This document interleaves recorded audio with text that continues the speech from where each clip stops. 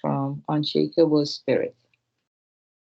Despite, despite surface differences, we are all the same.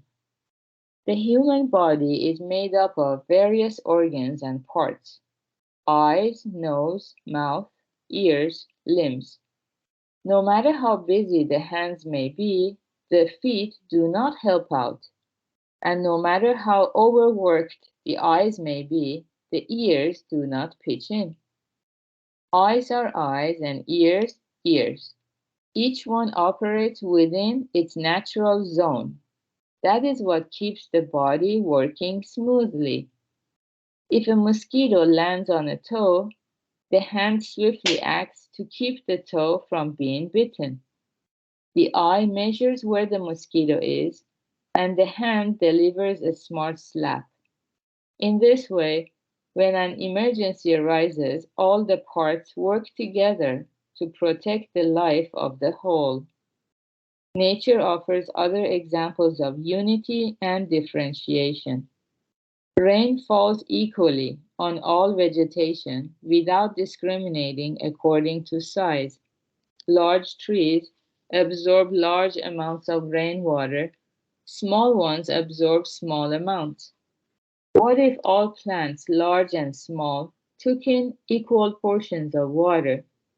Some would die from too much moisture, others from too little.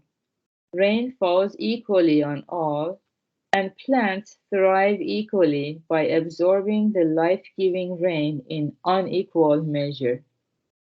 Just think how full of inequality society is.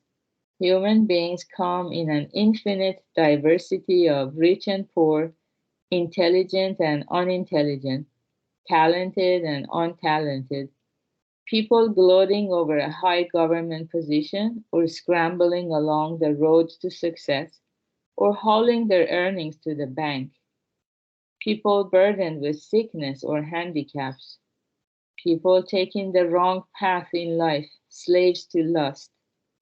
Once healthy people, lying bedridden and paralyzed, treated as encumbrances. People weeping over a failed marriage or a burned down home, utterly bereft, not knowing which way to turn. Elegantly dressed people may seem to exist on a higher plane without mundane physical needs. The idea of a finely dressed lady squatting on a toilet or a gentleman in tuxedo relieving himself may seem vaguely incongruous, but it shouldn't. The problem lies in seeing these surface differences as real differences. We may look different, but we are all merely players on the stage of life, each one playing his part. Once we are finished playing our role and go backstage, we are all the same. Okay, very good. So today's story is very profound and it requires a lot of listening to the Dharma and contemplating to understand the message here. But as Buddha teaches us, having and not having are the same. In either state, um, our suffering remains unchanged unless we confront the root cause of suffering, which is taught in Buddhism to be the dark mind, and then have it eliminated. So, unless we have that suffering eliminated, so it's just the illusions of the mind or heart that make us feel, oh, if only I had more money, I would be happier. If only I owned my home instead of renting, I would be happy. If only this, if only that. So the truth of the matter is, Buddha teaches us every single human life is infinitely precious. That means we all are carrying this hidden treasure with us, as Yuichi explained in the meetup yesterday.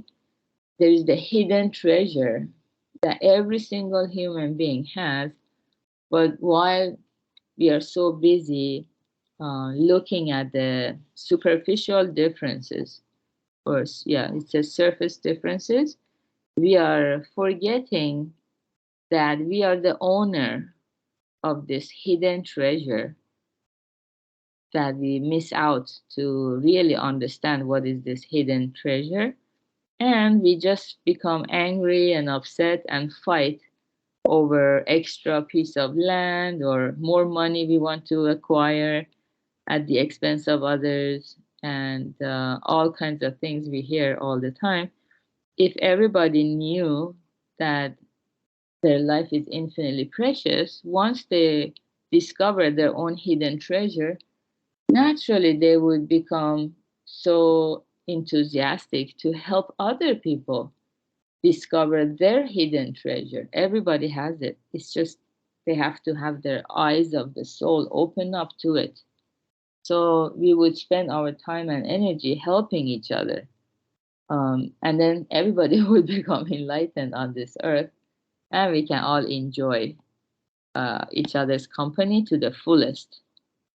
Yeah, instead of being bogged down by these surface differences and then feeling sorry for ourselves, missing out on this great compassion that's available to all of us.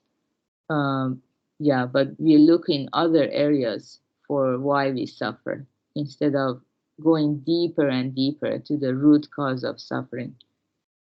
Um, yeah, I don't know if this what I'm gonna say is gonna help or not. But once I was watching a TED talk by a Buddhist nun, and she used to be in the finance department in Hong Kong somewhere, and she was a businesswoman and very active in business and finances. And until someone had threatened her life, and she was saying that when you are in a life or death situation, anything you know, any knowledge you have, anything you know is of any worth to you, do you think? She posed this question, which I thought it was so thought provoking. So if we don't think about life from beginning to the end in its entirety, we don't understand what life truly is. That's why we get carried away with the surface differences. Yeah, however, it's not easy to think about life from its beginning to the end. Yeah, the whole society is like, yeah, most people just want to talk about life and how to brighten life without thinking the end of it. So that's why we miss out. So little by little, as we learn Buddhism and the impermanence of life is revealed to us, we cannot help but cherish every second, every moment, every breath we inhale and we exhale. We can truly feel it's of infinite preciousness that is really priceless and can never be repeated.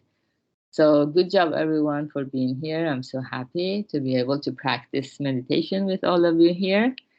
And have a wonderful Thursday. Goodbye.